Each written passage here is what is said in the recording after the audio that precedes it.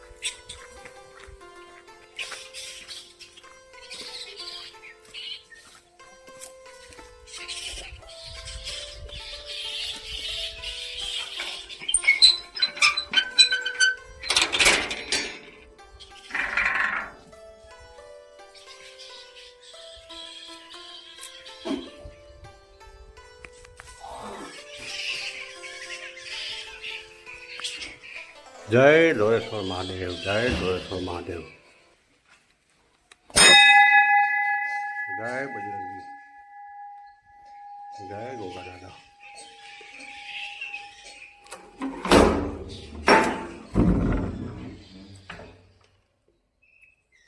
મહાદેવ મહાદેવ, હર હર મહાદેવ. જય હો, જય હો, જય હો, જય હો, જય હો, જય હો.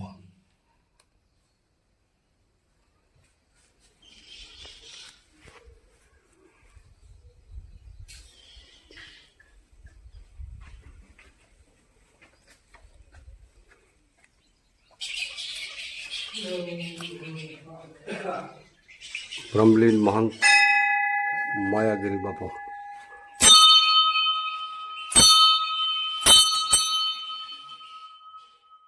જય હો માયાગીરી બાપુ, જય હો. બ્રહ્મલીન ગોપાલગીરી બાપુ, બ્રહ્મલીન હિંમતગીરી બાપુ, બ્રહ્મલીન બુદ્ધગીરી બાપુ, મહાશ્રી દત્તગીરી બાપુ, જયવીરગીરી બાપુ, જયદેવગીરી લક્ષ્મણગીરી બાપુ. જય હો, જય હો, જય હો.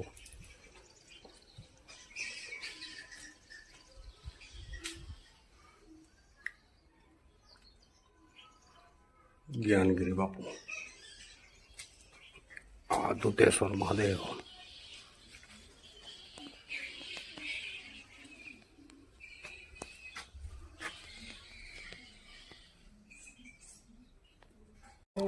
पत्थर है ना ये बने जी जी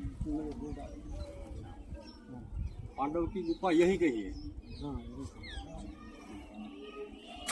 इसको हम करा बोलना बोला इसको ना बोला हाँ जी बोला हाँ बोला है बोला जी कोई लोग बोल जी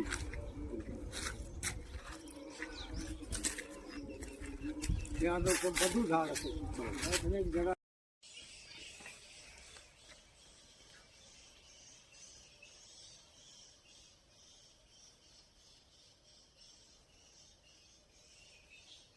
નમો નારાયણ નમો નારાયણ. બાપુ ધરમગીરી બાપુ છે, અહીંયાના મહંતજી છે.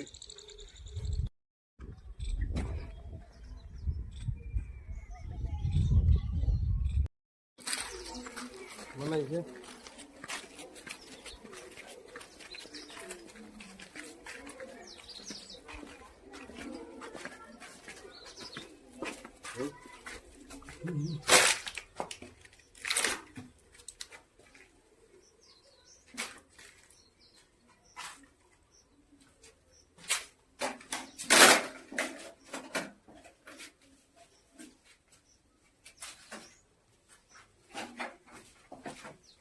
ये आइए नहीं